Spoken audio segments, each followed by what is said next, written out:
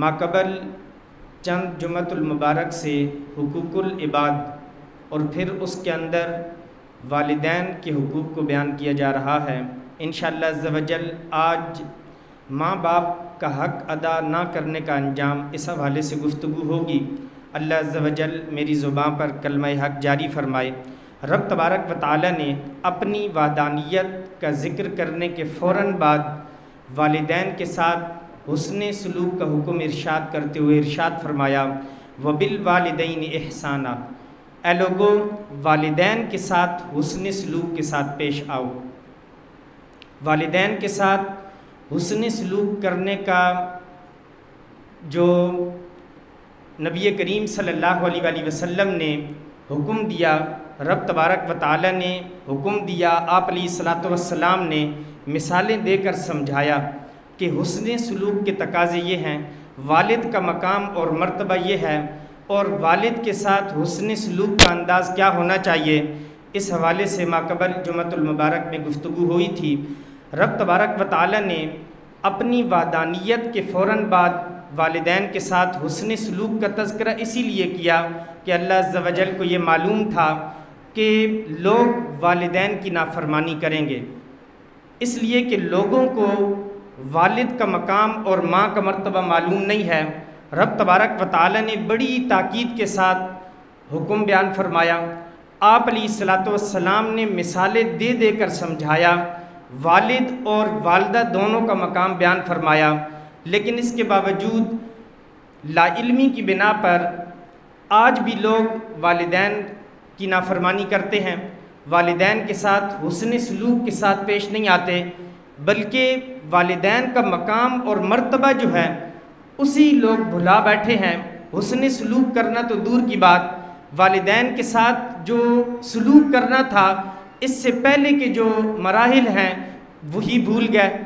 والد کے سامنے ایک ذی شعور شخص یہ سمجھتا ہے کہ اونچی آواز سے بات نہیں کرنی، ادب کا تقاضا یہ ہونا چاہیے، لوگ اسی بھول گئے۔ لوگ رب تبارک و تعالی نے تو اف کہنے سے منع فرمایا تھا، لوگوں نے اپنے والدین کو دھکے دینا شروع کر دیے۔ والدین کے ساتھ حسن سلوک کا یہ عالم ہے کہ والدین کو گالیاں دی جاتی ہیں، لیکن نبی کریم صلی اللہ علیہ وآلہ وسلم کے فرامین ہمیں یاد رکھنے ہوں گے کہ والد کی رضا کے اندر رب کی رضا ہے۔ آپ علیہ الصلاۃ والسلام نے ارشاد فرمایا، رضا الوالد فی رضا اللہ وسخط اللہ فی سخط الوالد، کہ والد کی ناراضگی رب تبارک و تعالی کی ناراضگی والد کی ناراضی کے اندر ہے۔ اگر والد ناراض ہو گیا تو پھر رب تبارک و تعالی ناراض ہو جاتا ہے۔ رب تبارک و تعالی اتنا ناراض ہو جاتا ہے کہ رب تبارک و تعالی اسے جہنم کے اندر داخل کر دیتا ہے۔ نبی کریم صلی اللہ علیہ وآلہ وسلم نے یہاں تک ارشاد فرمایا، ہما جنتک و نارک، کہ یہ دونوں جنت بھی ہیں دوزخ بھی ہیں۔ اگر والدین راضی ہیں تو پھر جنت ہے، اگر یہ ناراض ہیں تو پھر دوزخ ہے۔ آپ علیہ الصلاۃ والسلام نے یہاں تک تاکیداً حکم ارشاد فرمایا کہ جتنے بھی بندہ گناہ کرتا ہے، بندہ زنا کر بیٹھتا ہے، بدکاری کر بیٹھتا ہے، بندہ شراب پی لیتا ہے، غیبت کرتا ہے، طرح طرح کے کبیرہ گناہ کر لیتا ہے، لیکن رب تبارک و تعالی کی مشیت پر ہے، رب تبارک و تعالی اسے معاف فرما دے، بلکہ رب تبارک و تعالی کی بارگاہ میں توبہ کرے، رب تبارک و تعالی معاف فرما دیتا ہے۔ لیکن یہ جو والدین کی نافرمانی ہے یہ اتنا بڑا گناہ ہے کہ رب تبارک و تعالی زندگی کے اندر ہی اسے اس کی سزا دے دیتا ہے، یعنی بقیہ جتنے بھی گناہ ہیں رب تبارک و تعالی قیامت تک اسے اٹھا کر رکھتا ہے۔ جب قیامت برپا ہوگی رب تبارک و تعالی کی مشیت کے مطابق فیصلہ ہوگا، رب تبارک و تعالی چاہے گا تو اسے معاف کر دے گا، اگر رب تبارک و تعالی چاہے گا تو اسے دوزخ میں بھیج دے گا۔ لیکن والدین کی نافرمانی یہ ایسا گناہ ہے کہ قیامت سے پہلے ہی زندگی کے اندر رب تبارک و تعالی سے سزا عطا فرما دیتا ہے۔ نبی کریم صلی اللہ علیہ وآلہ وسلم نے ارشاد فرمایا کہ ہر گناہ رب تبارک و تعالی اسے مؤخر کرتا ہے ما شاء الی یوم القیامہ، قیامت برپا ہونے تک رب تبارک و تعالیٰ کی مشیت پر ہے کہ رب تبارک و تعالیٰ اسے مؤخر کرتا ہے، قیامت سے پہلے پہلے دنیا کے اندر اس کی سزا نہیں دیتا، الا عقوق الوالدین، سوائے والدین کی نافرمانی کے، اس لیے کہ فإن اللہ یجعلہ لصاحبہ فی الحیات قبل الممات، اس لیے کہ جیتے جی ہی رب تبارک و تعالیٰ والد کی نافرمانی، والدہ کی نافرمانی کرنے والے کو سزا عطا فرما دیتا ہے۔ نبی کریم صلی اللہ علیہ وآلہ وسلم نے کئی اس طرح کی احادیث مروی ہیں کہ زندگی کے اندر والدین کی نافرمانی والے کو کیا سزا رب تبارک و تعالیٰ نے دکھائی کہ ایک نوجوان کی روح قبض ہو رہی تھی، نبی کریم صلی اللہ علیہ وآلہ وسلم کی بارگاہ میں خبر پہنچی کہ اسے تلقین کی جا رہی ہے، اسے کہا جا رہا ہے لا الہ الا اللہ، لیکن اس کی زبان سے لا الہ الا اللہ کا کلمہ نکل نہیں رہا۔ آپ علیہ الصلوۃ والسلام پہنچے، آپ علیہ الصلوۃ والسلام نے ارشاد فرمایا اے نوجوان پڑھو لا الہ الا اللہ، تو اس نے کہا میری زبان سے یہ کلمات نکل نہیں رہے۔ آپ علیہ الصلوۃ والسلام نے لوگوں سے پوچھا کہ اس کی کیا وجہ ہے؟ لوگوں نے کہا کہ یہ اپنی ماں کو ستاتا تھا، اپنی ماں کو اذیتیں دیتا تھا۔ آپ علیہ الصلوۃ والسلام نے اس کی والدہ سے پوچھا کہ کیا تم اس سے ناراض ہو؟ اس نے کہا جی ہاں میں اس سے ناراض ہوں۔ آپ علیہ الصلوۃ والسلام نے ارشاد فرمایا سنو، اگر لکڑیاں اکٹھی کر کے ایک بڑی آگ لگائی جائے، اس آگ کے اندر اس کو پھینکا جائے اور تمہیں یہ کہا جائے اگر تو تم اس کی سفارش کرتی ہو تو اسے چھوڑ دیا جائے گا، ورنہ اس آگ کے اندر پھینک کر اسے جلا دیا جائے گا، کیا تم اس وقت بھی سفارش نہیں کرو گی؟ اس نے کہا پھر تو میں سفارش کروں گی۔ نبی کریم صلی اللہ علیہ وآلہ وسلم نے ارشاد فرمایا اللہ کو اور مجھے گواہ بنا کر اس کی سفارش کرو، اس کی معافی کا اعلان کرو۔ تو کہنے لگی یا رسول اللہ صلی اللہ علیہ وسلم میں اللہ کو اور آپ کو گواہ بنا کر اس کو معاف کرتی ہوں۔ آپ علیہ الصلوۃ والسلام نے ارشاد فرمایا کہ اب تم پڑھو لا الہ الا اللہ۔ وہ نوجوان کہنے لگا لا الہ الا اللہ محمد الرسول اللہ۔ تو یہ دیکھا آپ نے دنیا کے اندر ہی مرنے سے پہلے ہی، اس لیے کہ آپ علیہ الصلوۃ والسلام نے فرمایا کہ بقیہ جتنے بھی گناہ ہیں رب تبارک و تعالیٰ ان پر پردہ ڈال کے رکھتا ہے۔ رب تبارک و تعالیٰ جیتے جی اس کو سزا نہیں دیتا، ہاں البتہ قیامت برپا ہوگی۔ اب رب تبارک و تعالیٰ کی مشیت پر ہے، اگر رب تبارک و تعالیٰ معاف کر دے تو ٹھیک ہے، اگر رب تبارک و تعالیٰ معاف نہ کرے تو جہنم میں داخل کر دے گا۔ لیکن والدین کی نافرمانی یہ ایک ایسا گناہ ہے رب تبارک و تعالیٰ دنیا کے اندر ہی اس کی سزا عطا فرما دیتا ہے۔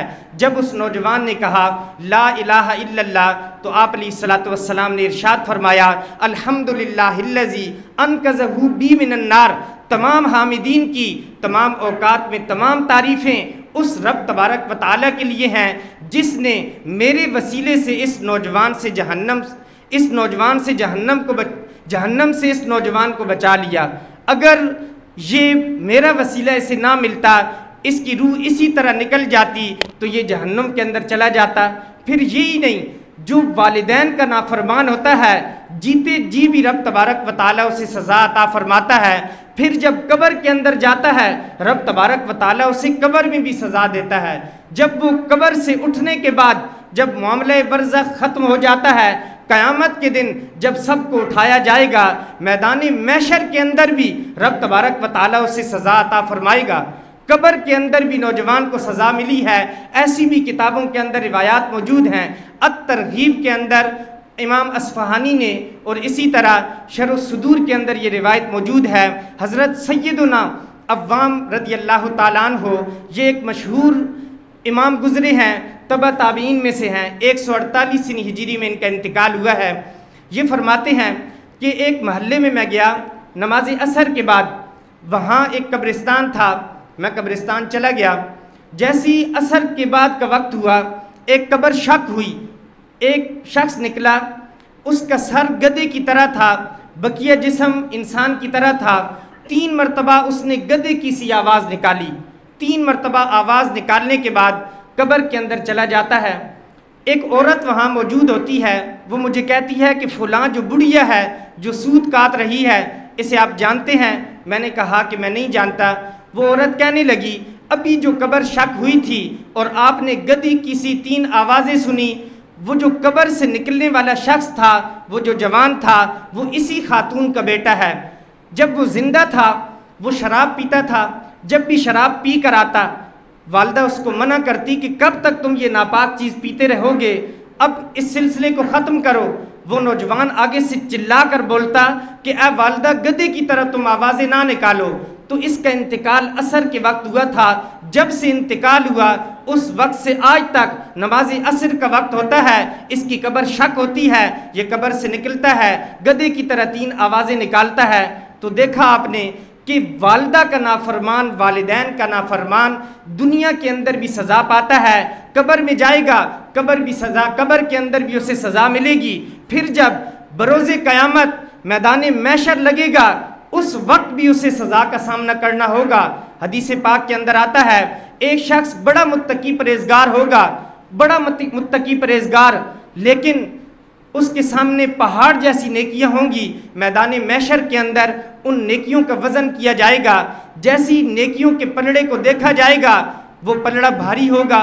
اچانک اسی لمحے کاغذ کا ایک ٹکڑا ترازو کے دوسرے پلڑے کی طرف آئے گا۔ اب جو گناہوں کا پلڑا ہے وہ بھاری ہو جائے گا۔ وہ عرض کرے گا یا اللہ عز و جل، آخر میں نے کون سا گناہ کیا ہے؟ میں تو تیری بندگی کرتا تھا، میں 5 وقت کی نماز پڑھتا تھا، میں روزے بھی رکھتا تھا، زکوٰۃ بھی ادا کرتا تھا، حج بھی کرتا تھا، میں نے بڑی عبادات کی، پہاڑ جتنی نیکیاں آپ سمجھ سکتے ہیں، لیکن وہ ترازو ہلکا پڑ جاتا ہے اور جو گناہ کا وہ ایک کاغذ کا ٹکڑا جس گناہ کے پلڑے میں گرتا ہے وہ پلڑا بھاری پڑ جاتا ہے۔ وہ نوجوان پوچھتا ہے یا اللہ عز و جل، آخر وہ کون سا گناہ ہے کہ اس کاغذ کے چھوٹے سے ٹکڑے کے اندر رقم ہے جس کی وجہ سے میں یہ منظر دیکھ رہا ہوں؟ تو ندا آئے گی، اے نوجوان، تم نے باپ کو صرف ایک مرتبہ، بہت مرتبہ نہیں، صرف ایک مرتبہ تم نے اپنی ماں کے سامنے چلا کر بات کی تھی، تم نے اپنے والد کے سامنے چلا کر بات کی تھی۔ تو والدین کا جو نافرمان ہے آپ نے سنا کہ دنیا کے اندر بھی سزا پائے گا، قبر میں بھی وہ سزا سے نہیں بچے گا، اور بروز قیامت بھی وہ سرخرو نہیں ہوگا بلکہ وہ سزا کا مستحق ہے۔ اس لیے ہمیں چاہیے کہ دنیا کے اندر جن کے والدین زندہ ہیں اور جن کو خدمت کا موقع ملا ہے وہ اپنے والدین سے دعائیں لیں، وہ اپنے والدین کی نافرمانی نہ کریں، اپنے والدین کی حقوق بجا لائیں۔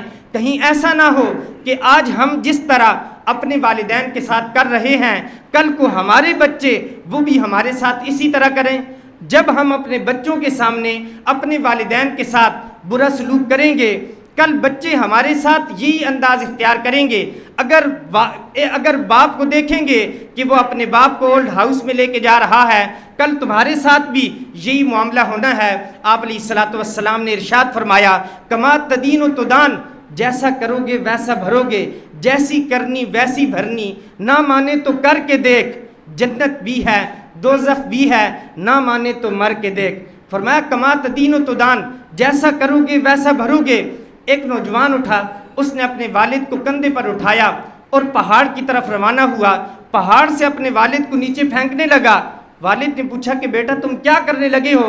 کہا کہ اے باپ تمہیں اس پہاڑ سے نیچے پھینک کر آج مارنا چاہتا ہوں۔ کہا نہیں، فلاں پہاڑ اس سے اونچا پہاڑ ہے، میں نے اپنے والد کو اس پہاڑ سے نیچے پھینکا تھا، لہٰذا تم مجھے اس پہاڑ سے نیچے پھینکو۔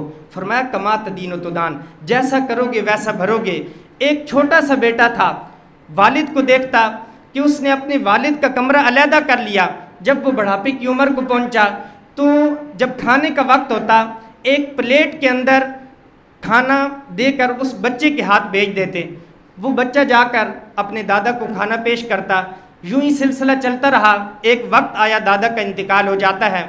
اب جب انتقال کے بعد اس کمرے کی طرف والد گیا، اس کی صفائی کی، لیکن دیکھا کہ جو پلیٹ تھی وہ بھی کچرے کے اندر والد ڈال رہا ہے، تو اس بچے نے بولا کہ بابا یہ پلیٹ مجھے دے دیں۔ تو والد نے کہا کہ یہ اب کچرا ہے، تم اسے کیا کرو گے؟ کہا اس کی مجھے بڑی اشد ضرورت ہے، مجھے یہ ضرورت پڑے گی۔ اس نے کہا کہ بیٹا گھر کے اندر ایک سے ایک شیشے کی قیمتی پلیٹیں رکھی ہیں، لیکن تم گھر کے اندر بہترین برتن ہونے کے باوجود تم اس پلیٹ کو کیا کرو گے؟ کہا کہ میں نے یہ سوچا ہے کہ اسی کے اندر میں اپنے دادا کو کھانا دیتا تھا، کل کو جب بڑا ہو جاؤں گا تو آپ کو بھی اسی پلیٹ کے اندر علیحدہ کمرے کے اندر کھانا دینا ہوگا، تو اپنے بچے کے ہاتھ یہی پلیٹ دے کر بھیجوں گا کہ جاؤ اپنے دادا کو کھانا دے دو۔ تو کہا کما تدین و تدان، جیسا کرو گے ویسا بھرو گے۔ آج نوجوان یہ نہیں دیکھتے کہ آج اگر میرا والد بوڑھا ہو چکا ہے، کل کو میری شادی ہونی ہے، میں بھی صاحب اولاد ہوں گا، میرے بچے ہوں گے، اگر آج میں ایسا کروں گا، یہ دنیا مکافات عمل کا نام ہے، کل میرے ساتھ یہی سلوک کیا جائے گا۔ اس لیے ہمیں چاہیے کہ والدین کے ساتھ حسن سلوک کے ساتھ پیش آئیں۔ رب تبارک و تعالیٰ کے اس فرمان وبالوالدین احسانا، اس پر عمل کرتے رہیں۔ آپ علیہ الصلوۃ والسلام کا یہ فرمان حفظ کریں۔ آپ علیہ الصلوۃ والسلام نے ارشاد فرمایا، رضا اللہ فی رضا الوالد وسخط اللہ فی سخط الوالد، کہ رب تبارک و تعالیٰ کی ناراضی باپ کی ناراضی کے اندر ہے، جس سے رب تبارک و تعالیٰ راضی ہونا چاہتا ہے۔ رب تبارک و تعالیٰ نے ہمیں ایک پیمانہ دے دیا کہ یہ اپنے والدین کے ساتھ راضی ہو جائیں، میں راضی ہو جاؤں گا، یہ والدین کے ساتھ راضی ہو جائیں، نبی کریم صلی اللہ علیہ وآلہ وسلم بھی اس سے راضی ہوں گے۔ وہ کتنا بد نصیب بیٹا ہے کہ جو عشق رسول کے دعوے کرتا ہے کہ میں سچا عاشق رسول ہوں، جو 5 وقت نمازیں پڑھتا ہے، یہ دعویٰ کرتا ہے کہ میں تو بڑا متقی پرہیزگار ہوں، لیکن وہ اپنے والدین کی خدمت نہیں کرتا، تو یہ یاد رہے کہ یہ ساری عبادات تمہارے منہ پر مار دی جائیں گی۔ یہ تو اس کی بات ہے جو متقی پرہیزگار ہے، تو پھر جو گناہگار ہے اس کا انجام کیا ہوگا؟ اللہ عز و جل کی بارگاہ میں دعا ہے کہ اللہ عز و جل ہم سب کو وبالوالدین احسانہ پر عمل کرنے کی توفیق عطا فرمائے۔ آمین بجاہ النبی الامین صلی اللہ علیہ وسلم۔